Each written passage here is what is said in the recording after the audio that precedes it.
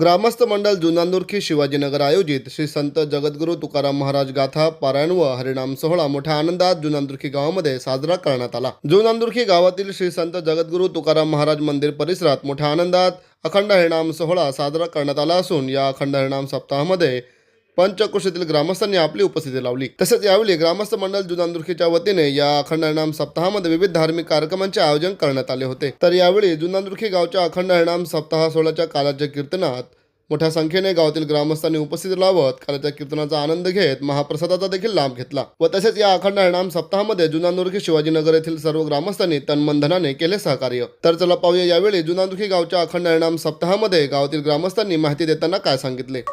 सर्वप्रथम सर्वांना रामकृष्ण हरी। आणि मला तरी असं वाटतं की या जुनांदुर्खी गावामध्येच नव्हे तर पूर्ण आपल्या भारत देशामध्ये सर्व जगभरामध्ये हिंदू धर्माचा प्रचार प्रसार व्हावा आणि हिंदू राष्ट्र किंवा हिंदू धर्म आपला पूर्णपणे पुढे यावा आणि त्यासाठी सर्व ग्रामस्थांचा सहभाग ज्येष्ठ लहानापासून मोठ्यांपर्यंत ज्यांचा पूर्णपणे या कार्यक्रमासाठी सहभाग असतो आणि यापुढेही राहील आणि हे कार्य जे आहे देवाचं कार्य आहे हे अबाधित राहील। आणि युवकांनी एकच घ्यायला पाहिजे की यापुढे आपला धर्म कसा वाचेल आणि धर्म वाचवण्यासाठी हा परमार्थाचा जो ठेवा आहे हा वाढवला पाहिजे आणि याच्यामध्ये चांगल्या प्रकारे सहभाग घेतला पाहिजे।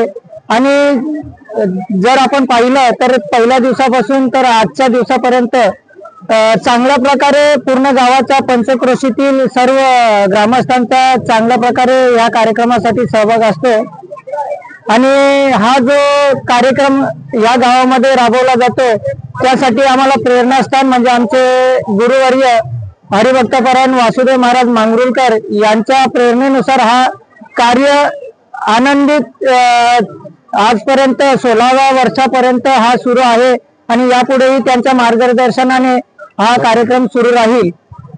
सर्वप्रथम सर्वांना मला माझा प्रेमाचा रामकृष्ण हरी। बरं का, मुखामध्ये माणसाचे हरिनाम यावा आणि माणसाच्या जीवनाचा उद्धार व्हावा। खरोखर म्हणत्याचा मेळ म्हणजे सप्ताह। बऱ्याचशा गावी सप्ताह होत नाही आणि या आनंदापासून ते दुरावतात राहतात आणि या जुनांदुर्खी गावाची ख्याती अशी आहे, मला सांगण्याचा अभिमान आणि आनंद वाटावा की 16 वर्ष झालं या गावामध्ये सप्ताहाचा आनंद हा जल्लोष आणि चिरंतन निघत आहे। एकदा समजतं या ग्रामस्थांसाठी एकदा जोरदार टाळ्या।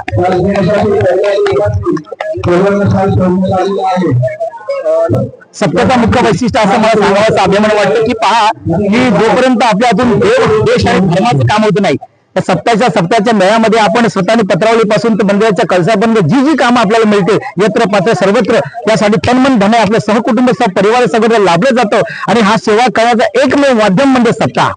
सर्वांचा जर आपल्याला उद्धार करायचा असेल आपल्या कुटुंबाचा आपल्या मुलांचा आपल्या भावंडांचा म्हणून सांगितलं सहकुटुंब सहपरिवार सर्वांनी जर आनंद घ्यायचा असेल तर आनंदाचं स्थान म्हणजे सप्ताह। मला सांगायचा अभिमान वाटतो की आपण जन्माला आलो या भूतलावरती एक महाराष्ट्रीयन माणूस म्हणून या इंग्रजीच्या माध्यमातून ही संस्कृती कुठं गहाळ होत चाललेली आहे, ती गहाळ न व्हावी म्हणून देव देश आणि धर्माचं काम आपल्या हातून व्हावं। आणि या साहित्यामध्ये पहा या जगामध्ये मला सांगण्याचा अभिमान वाटावं की पहा संत जर नसते ना या जगामध्ये तर आपली अवस्था सुद्धा अगदी राक्षसी प्रवृत्तीला गेली असती। म्हणून मला सांगावंसं वाटतं की त्या पांडुरंगाने प्रथम निर्माण केले या भूतलावर संत। पहा या जगामध्ये ज्ञानेश्वरी सारखा ग्रंथ नाही, बरं का, पंढरपूर सारखं तीर्थ नाही आणि पंढरीच्या पंढरीनाथासारखा पुन्हा भगवंत नाही। म्हणून मला सांगावंसं वाटतं की त्या पांडुरंगाने या भूतलावर प्रथम निर्माण केले संत, त्या संतांनी रचिले दैविक ग्रंथ आणि त्या ग्रंथांच्या विविधतेने अखंड चालविला हा वारकरी पंथ, अखंड चालविला हा वारकरी पंथ। म्हणून देव देश धर्मासाठी लागण्यासाठी प्रथमतः जन्मल्यापासून तर मरेपर्यंत यांनी ह्या संस्कृतीचे जतन व्हावं म्हणून प्रत्येकाने या देव देश कार्याला लागलेच पाहिजे हीच माझी विनंती। संप्रदायाच्या बाहेर जाणाऱ्या माणसाला आपण टॅग केलं पाहिजे। संप्रदायाचं उल्लंघन करणाऱ्या माणसाला सिनेमाची गाणे बरं का गाणारे माणसं कीर्तन नाही ठेवायचे, त्यांचे 40-50 हजार रुपये घेतात त्यांचे पण कीर्तन नाही ठेवायची, हे आपण ध्यान ठेवायचं बरोबर का। जे विनोद करतात ना, विनोद काय म्हणतात ना, विनोद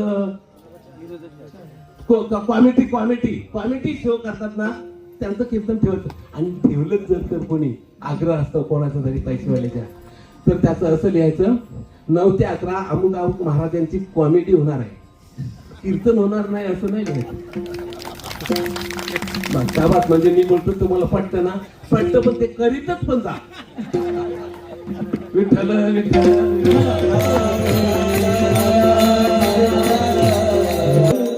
अरे सगळे लबाड लोक आहेत. हे जे स्मगलर आहेत ते 40-50 हजार होते. तुकाराम महाराजांनी असं सांगून ठेवलंय का? आपण तुकाराम महाराजांचे म्हणतो आणि त्यांचं आपण ऐकायला तयार नाही, कुठली अक्कल आहे? तुकाराम महाराज सांगतात जे देतील 40-50 हजार ते नरकाला जातील असे बोलतात, आणि घेतील ते पण नरकाला जातील, पण घेणारा दुसऱ्या दिवस जातो नरकाला आणि हा आदल्या दिवस पहिल्या दिवस जातो. बरं का? जो देतो ना तो आज जाईल नरकाला देणाऱ्याला, आणि जो घेतो ना कीर्तनकार तो उद्या. त्याला थोडं माफ, कारण याने का दिले. म्हणजे ह्या संप्रदायाची मोठी हानी आहे हे आपण समजायचं. हुशार व्हायचं आपण. लुटली ज्या करण्याने आपला उद्धार जर होणार नाही, त्याने किती पण चांगलं सांगू द्या, ते आपल्या आत नाही जाणार, कारण ते चुकीचं वागून सांगतात ना आपल्याला, असं अर्थ आहे. म्हणून हे आपण समजून जायचं.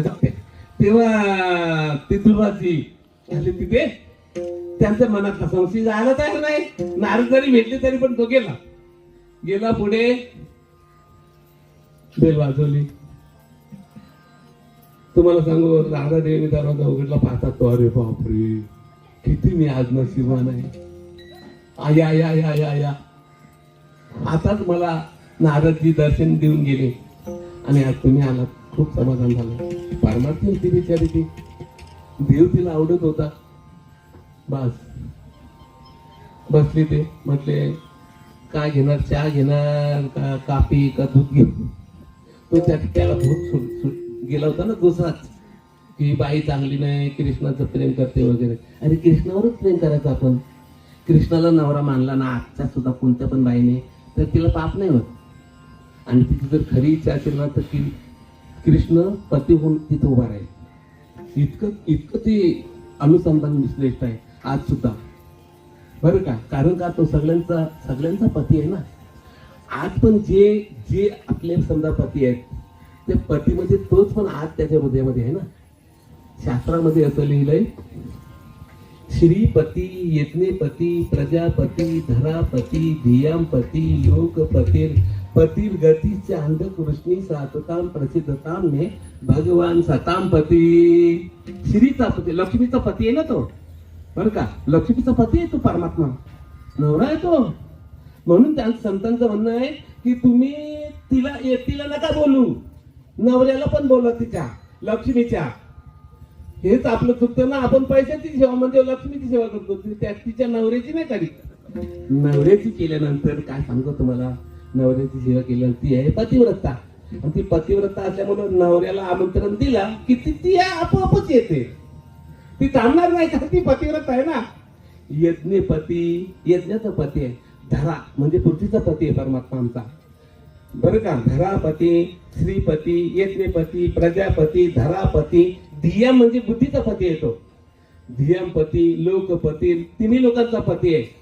पतील गती चांदकृष्णी सातताम प्रसिद्धताम मे भगवान सताम पती. तो संतांचा पण पती आहे.